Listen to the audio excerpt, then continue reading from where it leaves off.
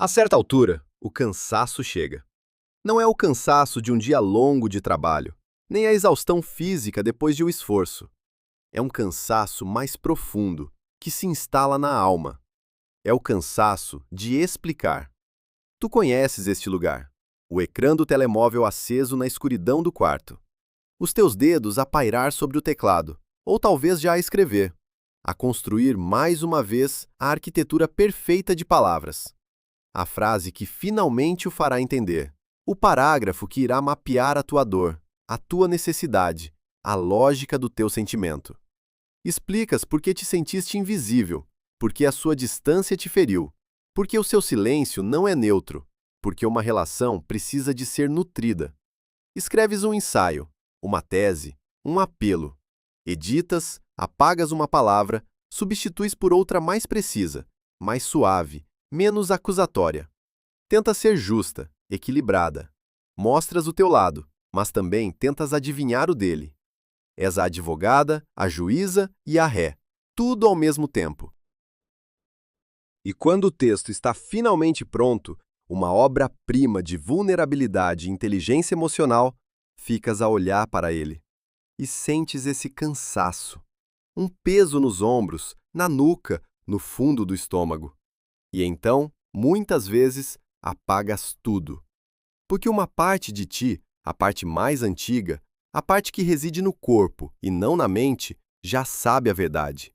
Sabe que o ego dele não pede o acesso a ti através das tuas explicações. Ele pede o acesso a ti quando o teu corpo para de explicar. Este não é um vídeo sobre técnicas de comunicação, nem sobre como encontrar as palavras mágicas que o farão mudar. Este é um diálogo sobre a energia que se esgota a tentar iluminar um quarto onde o outro se recusa a abrir os olhos.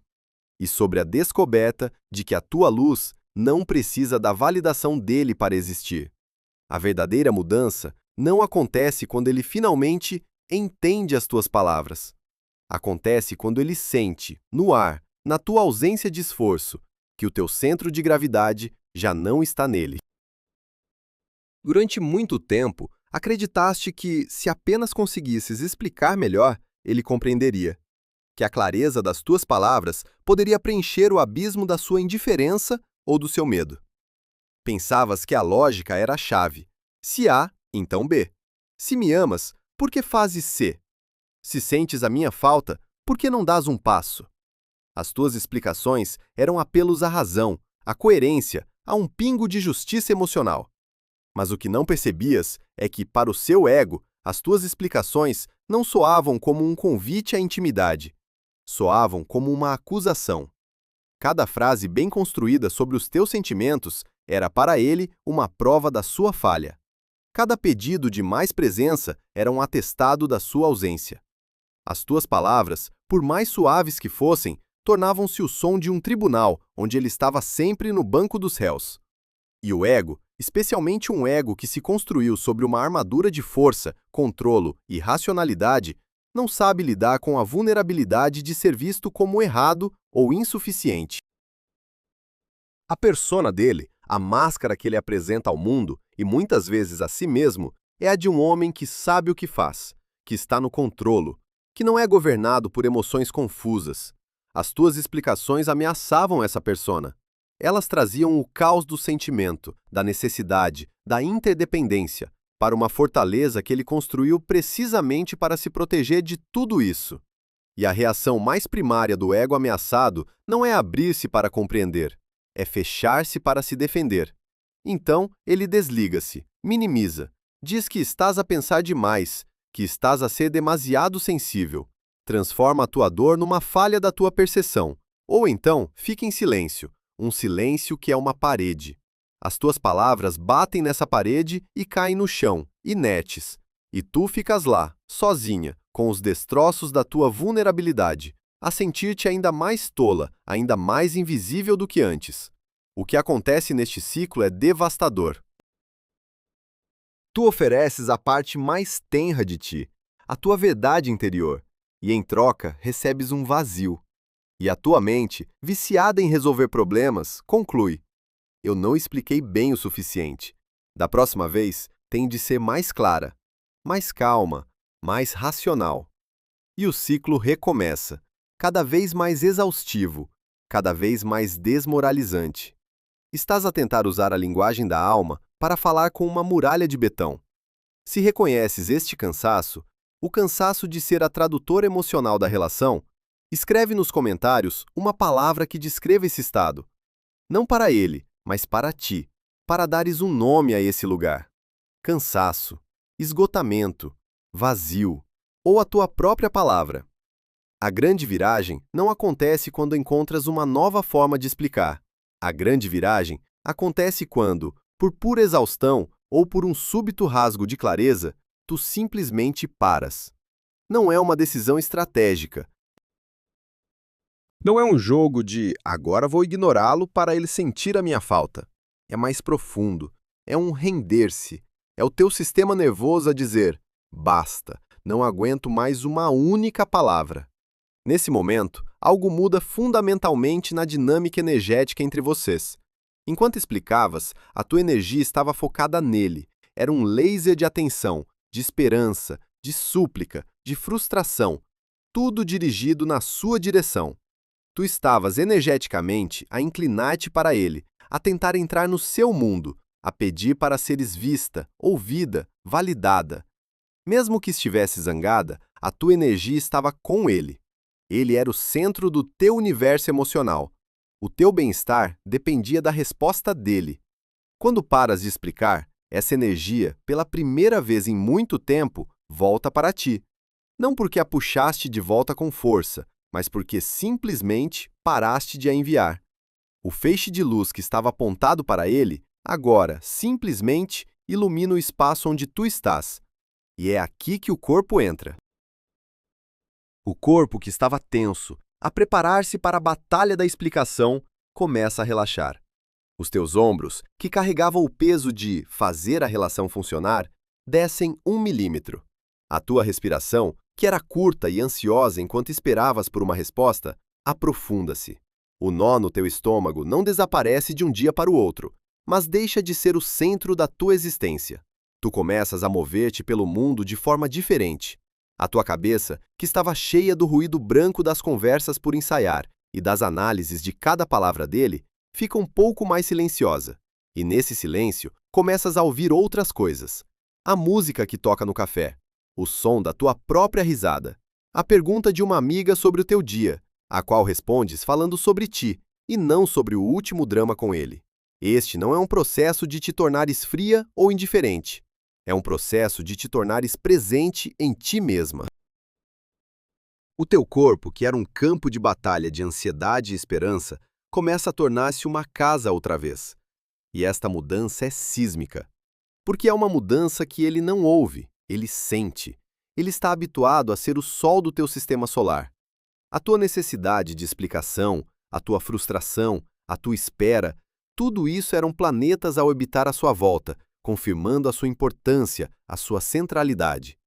Ele podia queixar-se do drama, mas o seu ego alimentava-se secretamente dele. Porque o teu foco nele, mesmo que fosse um foco de dor, era uma prova do seu poder, do seu impacto na tua vida. Quando paras de explicar, tu não te tornas um buraco negro. Tu tornas-te uma estrela com o seu próprio centro de gravidade. E ele, que estava habituado a sentir a tua órbita, de repente sente nada. Sente um espaço vazio, onde antes havia a tua energia a puxá-lo. Ele não consegue articular isto. A mente dele não processa. Ah, ela parou de me dar a sua energia emocional e agora sinto um vazio. O que ele sente é mais primitivo. É uma estranheza, uma inquietação. Ele pode olhar para o telemóvel e sentir que algo está diferente. Pode sentir um impulso de te contactar, não por amor ou saudade no sentido romântico, mas por uma necessidade de restabelecer a ligação familiar, de verificar se o sistema antigo ainda está operacional, de ver se a sua chave ainda abre a tua porta. É por isso que muitas vezes é neste ponto que ele reaparece com um olá, vago, ou uma pergunta trivial. Ele não está a vir para ter a conversa que tu sempre quiseste. Ele está a vir para testar a conexão. Está a colocar o dedo na água para ver se ela ainda está morna com a tua espera. E a forma como o teu corpo reage a este teste é o que define o novo capítulo, o teu corpo e não a tua mente. A tua mente pode entrar em pânico, pensar: é agora, o que devo dizer? Devo explicar que agora sou diferente? Mas o teu corpo, se já começou a habitar o seu próprio centro, permanecerá calmo. A tua resposta, se houver uma, será a partir desse lugar de calma, não de ansiedade. E essa calma, essa ausência de necessidade na tua resposta, é a mensagem mais poderosa que alguma vez lhe poderias enviar. É uma mensagem que diz: o meu mundo já não para à espera da tua chamada. E isso o ego dele ouve, alto e claro. Imagina esta cena. Estão num jantar com amigos. No passado, este seria um campo minado para ti. Tu estarias hiperconsciente do humor dele, da sua quietude, sentirias a responsabilidade de o integrar na conversa, de compensar o seu silêncio. Farias perguntas para o incluir, ririas um pouco mais alto das suas piadas raras, tocarias no seu braço para criar uma aparência de unidade. Estarias a gerir a imagem do casal. Seria um trabalho a tempo inteiro, disfarçado de socialização. As tuas explicações, neste contexto, não seriam verbais, mas performativas. Estarias a explicar a todos e a ti mesma que está tudo bem. Mas hoje, algo mudou. Tu paraste de explicar. Chegas ao jantar e a tua atenção não está focada nele como um radar. Está em ti, no ambiente. Cumprimentas os teus amigos, perguntas genuinamente como estão, encontras uma conversa que te interessa do outro lado da mesa e mergulhas nela. Ris, e a tua risada não é para ele, é para ti. Contas uma história sobre o teu trabalho e não olhas para ele a meio para ver se ele aprova. Ele está lá, no seu canto habitual, talvez um pouco mais silencioso do que o normal. E ele observa-te. Ele vê-te a moveres-te pelo espaço com uma leveza que ele não reconhece. Vê-te totalmente absorvida numa conversa onde ele não é o tópico. Vê o teu corpo relaxado, a tua postura aberta. Não estás a ignorá-lo de forma performativa. Estás genuinamente noutro lugar. Estás no teu próprio fluxo. Nesse momento, para o ego dele, algo fundamental quebra. Ele perdeu o acesso, não às tuas palavras, mas ao teu campo energético. Ele já não é o maestro invisível da tua experiência social. Tu não estás a orbitar à espera que ele te dê o tom da noite. Tu és a tua própria música. Ele pode sentir uma pontada de irritação. Ela está a ignorar-me. Ou de confusão. O que se passa com ela? Ou, o que é mais provável, um vago e desconfortável sentimento de perda. A perda de um espelho. Durante todo este tempo, o teu esforço constante para o decifrar e te explicares a ele era um espelho que lhe dizia: tu és importante. Tu és o centro. O teu humor define a realidade. Agora, o espelho virou-se e reflete-te a ti mesma. Ele olha para ti e já não se vê a si mesmo refletido na tua ansiedade. Ele vê uma mulher inteira, autônoma, cuja felicidade naquela noite não está dependente da sua participação. E isto é profundamente desestabilizador para um ego que se habituou a ser a fonte do teu equilíbrio ou desequilíbrio. Esta é a perda de acesso que realmente importa. Não é bloquear o número dele ou deixar de responder. Essas são ações. A verdadeira mudança é um estado de ser. É a perda do acesso dele à tua necessidade. É a perda do acesso dele ao teu trabalho emocional gratuito. Ele agora está sozinho com o seu próprio silêncio, o seu próprio desconforto. Já não pode salvar disso, porque estás demasiado ocupada a viver a tua própria vida.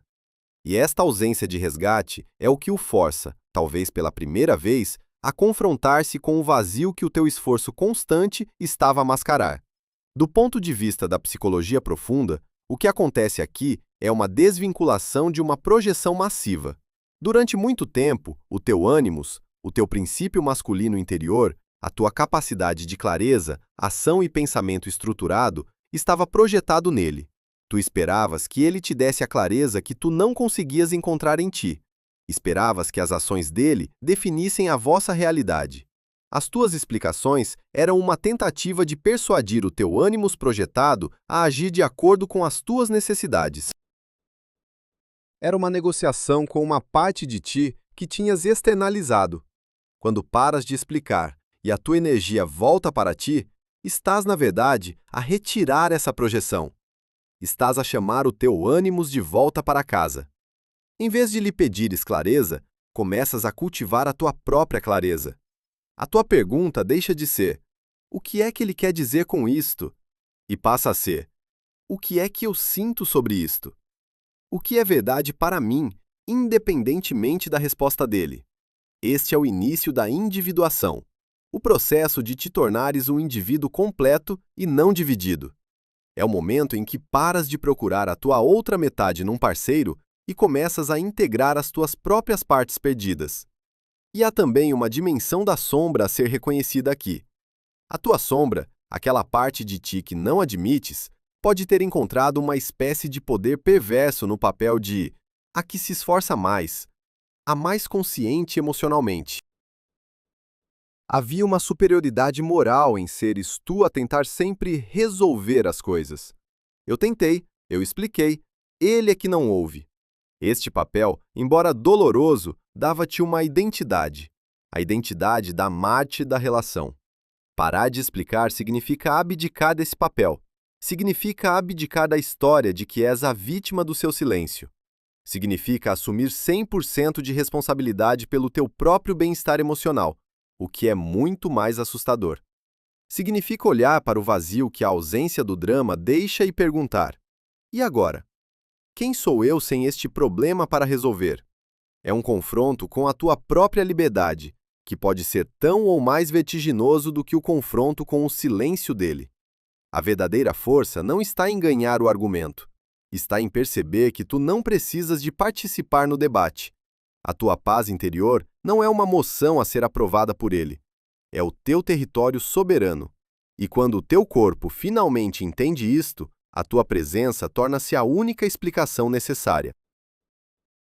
Uma explicação que ele não pode refutar, apenas sentir. Depois de um tempo a viver neste novo centro, o teste inevitavelmente chega. Pode ser uma semana depois ou um mês. A tranquilidade começa a parecer normal. O teu telemóvel tornou-se uma ferramenta outra vez, não um altar de ansiedade.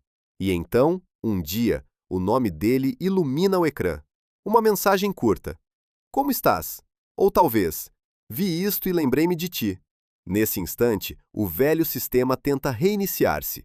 Uma onda de adrenalina percorre o teu corpo. A mente dispara. O que é que isto significa? Ele sentiu a minha falta? Ele finalmente entendeu? O que devo responder? Devo ser simpática? Devo ser distante? Devo aproveitar esta oportunidade para finalmente explicar como me senti? A tentação de voltar ao modo de explicação é imensa. A tua mente quer construir uma narrativa, quer dar um significado a este evento, quer controlar o resultado, quer escrever um parágrafo que seja simultaneamente acolhedor e que estabeleça novos limites. Quer mostrar que mudaste, mas que ainda te importas. É um nó górdio de estratégia e esperança. Mas é aqui que a prática da encarnação se revela. Antes de os teus dedos começarem a digitar, faz uma pausa. Respira fundo. Sente os teus pés no chão. Onde está a sensação no teu corpo? É um aperto no peito? Um fogo de esperança no estômago? Uma tensão nos ombros? Apenas observa, não julgues. Esta é a memória do corpo a falar. É o eco de um padrão antigo. Mas agora, tu não és o padrão. Tu és a consciência que observa o padrão. E a partir desse lugar de observadora, podes escolher. Tu percebes que a sua mensagem não é um convite para um exame final onde tens de provar o teu valor. É apenas informação. A informação é: ele estendeu a mão. É tudo. Não significa que ele mudou. Não significa que te ama. Não significa que quer voltar. Significa apenas que a tua ausência criou um vácuo que ele sentiu necessidade de sondar. E a tua resposta, se decidires dar uma, virá de um lugar radicalmente diferente. Não virá do centro de comando da gestora da relação. Virá do teu próprio centro. Talvez respondas com um simples: estou bem, obrigada. Espero que estejas bem também.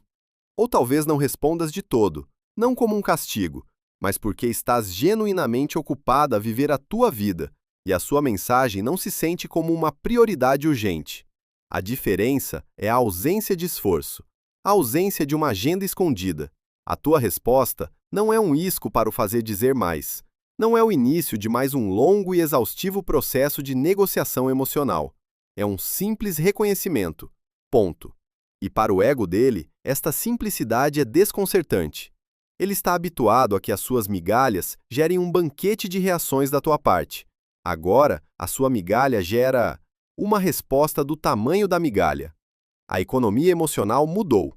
Tu já não estás a investir a energia de $1 milhão numa ação que vale 10 cêntimos.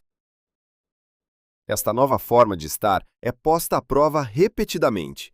Haverá dias em que a velha solidão bate à porta e a tentação de iniciar contato, de escrever uma longa carta que nunca enviarás, será forte.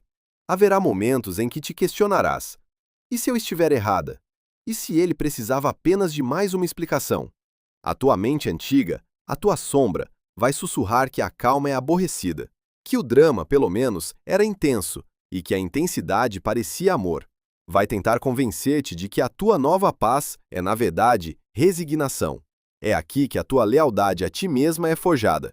Cada vez que sentes o puxão do padrão antigo e escolhes, conscientemente, voltar ao teu centro, voltar à tua respiração, voltar ao teu corpo, tu fortaleces um novo caminho neural. Tu ensinas ao teu sistema nervoso que a segurança não vem da resposta dele, mas da tua capacidade de permaneceres contigo mesma, aconteça o que acontecer. A verdadeira libertação não é quando deixas de o amar, é quando o teu amor por ele deixa de ser uma justificação para te abandonares a ti mesma. É quando percebes que podes sentir falta dele e, ainda assim, escolher a tua paz. Podes reconhecer a vossa ligação e, ainda assim, não permitir que a confusão dele se torne a tua.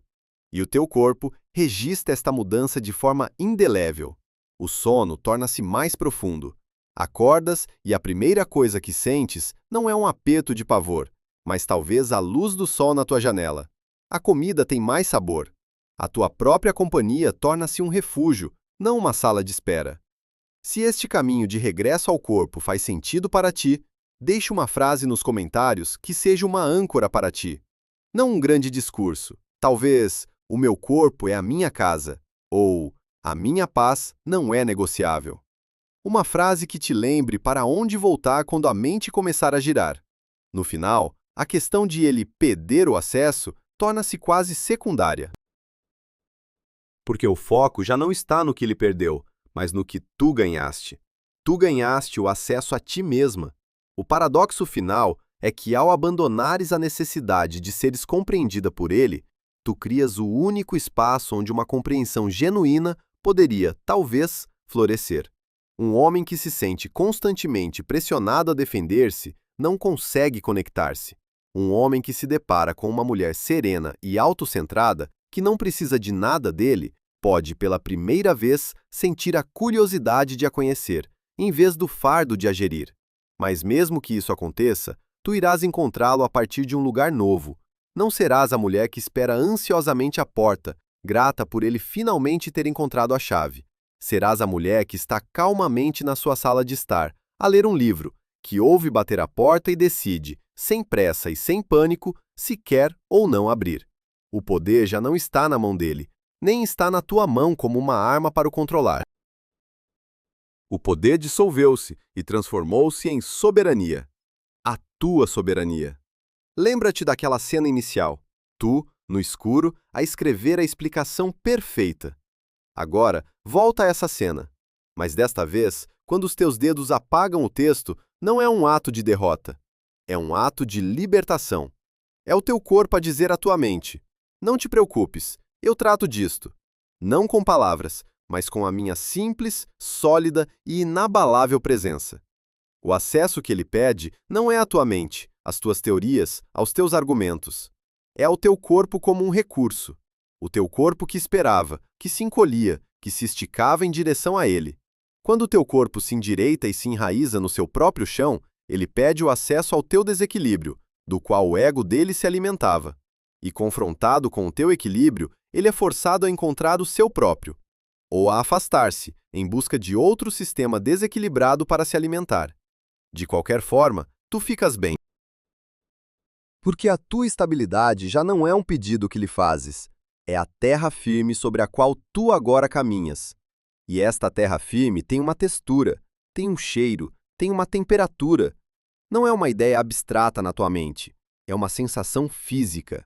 É a sensação da tua coluna alinhar-se, não porque te forçaste a ter uma boa postura, mas porque já não carregas o peso de outra pessoa. É a sensação do teu plexo solar, antes um nó de ansiedade crônica, a relaxar e a expandir-se, como um punho fechado que finalmente se abre. É a qualidade da tua respiração, que sem que des por isso, desceu do peito para o abdômen, mais lenta, mais profunda, a nutrir-te de dentro para fora. Caminhar sobre esta terra firme significa que o teu corpo já não vive em estado de alerta. A memória corporal da espera, da antecipação da desilusão, começa a dissolver-se. Antes, o som de uma notificação no telemóvel podia desencadear uma cascata de cortisol. O silêncio dele era uma ameaça física que o teu corpo registrava com tensão muscular e um coração acelerado. Vivias num campo de batalha subtil, sempre preparada para o impacto. Agora, a capacidade do teu corpo para a calma aumenta. E isto não é dormência, não é indiferença, é capacidade. É a capacidade de sentir a tristeza de uma memória sem que ela te afogue. É a capacidade de sentir uma pontada de saudade sem que ela se transforme numa campanha para o reconquistar. É a capacidade de sentir a tua própria alegria, plena e vibrante, sem um pensamento subjacente de gostaria que ele estivesse aqui para ver isto. O teu sistema nervoso está a aprender que pode conter todas estas emoções sem se desregular, porque a sua fonte de segurança já não é externa. A fonte és tu. Mas este caminho não é uma linha reta em direção à iluminação. Ao retirares a tua energia do drama, confrontas um aspecto da tua sombra que era viciado nele. A parte de ti que confundia a intensidade com a intimidade.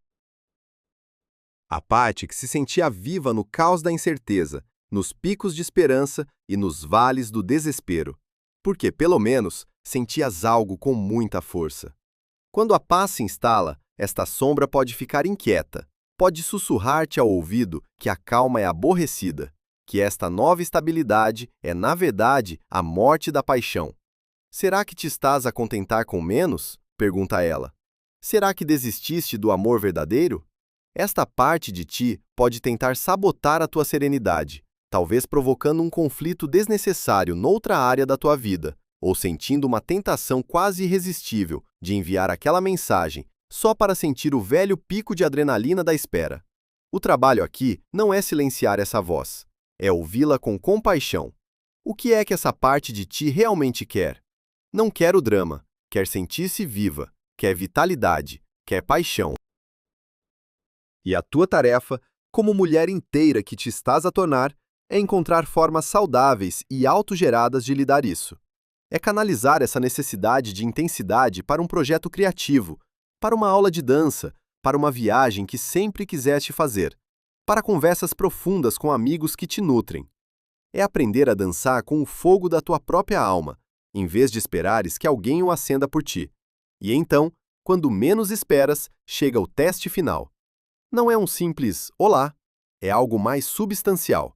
Talvez ele te ligue à meio da noite, com a voz embargada, a contar que algo terrível aconteceu no seu trabalho ou na sua família. Ou talvez, no momento de clareza ou desespero, ele te envie uma mensagem que diz as palavras que passaste anos a querer ouvir. Eu percebi tudo. Fui um idiota. Tiveste sempre razão. Nesse momento, o universo prende a respiração. A velha tu, a salvadora, a mártir, a gestora emocional, saltaria para a ação.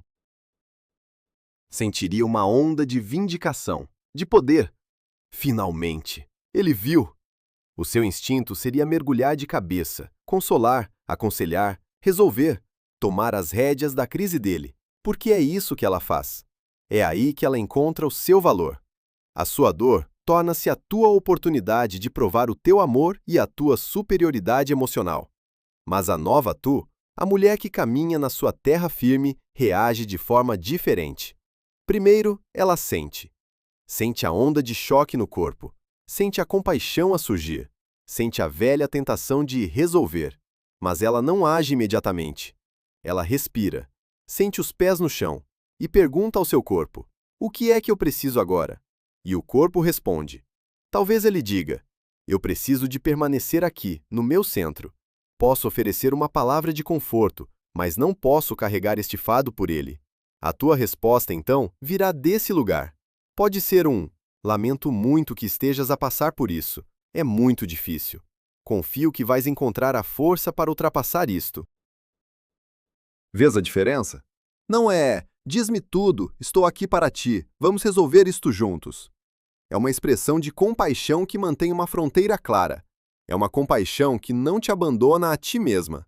Tu podes ser uma testemunha compassiva do sofrimento dele sem te tornares, mais uma vez, a sua equipa de resgate emocional. Este é o verdadeiro teste de graduação. Não é se o aceitas de volta ou o rejeitas.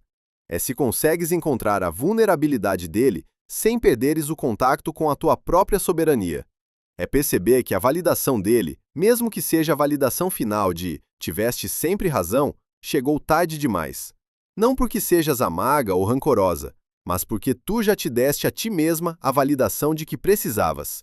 A opinião dele deixou de ser o tribunal supremo da tua realidade. E com esta mestria, começas a notar sinais internos subtis da tua nova liberdade. O teu monólogo interior muda. A voz que antes passava horas a analisar as ações dele e a ensaiar conversas, agora está ocupada a pensar no livro que estás a ler, no projeto em que estás a trabalhar, na viagem que estás a planear. Há uma nova economia na tua atenção. Já não investes a tua preciosa energia mental em decifrar sinais mistos, porque o teu próprio sinal interior tornou-se tão claro. Sentes uma nova espaçosidade a crescer dentro de ti. Onde antes havia um nó apertado de preocupação, agora há espaço. Espaço para respirar. Espaço para a criatividade. Espaço para o tédio, que já não te assusta, mas que se torna um portal para novas ideias. A tua própria companhia transforma-se num santuário. No final, este caminho nunca foi sobre ele. Ele foi apenas o catalisador, o mestre zen disfarçado, que com a sua ausência e confusão, te forçou a empreender a mais importante das viagens. A viagem de volta a casa, para o teu próprio corpo, para o teu próprio ser. A perda de acesso dele não é uma porta que lhe fechas na cara com raiva. É simplesmente tu a entrares na tua própria casa e a fechares a porta suavemente atrás de ti. Não para o manter de fora, mas para finalmente te sentires segura e em paz lá dentro. E a partir deste lugar, a tua vida começa a florescer de formas inesperadas. Porque toda a energia que antes era gasta a analisar e a desesperar, está agora livre. Livre para ser investida em ti, na tua alegria, no teu propósito, na tua paz. Ele pode ou não entender o que perdeu, pode ou não mudar, mas isso, honestamente, deixou de ser o ponto principal da tua história. Tu estás demasiado ocupada a escrever os teus próprios capítulos, com uma caneta que nunca seca e um papel que é só teu. E a tua presença, a tua calma e sólida presença neste mundo, torna-se a única explicação que alguma vez importou. Uma explicação que não precisa de palavras, apenas de ser vivida.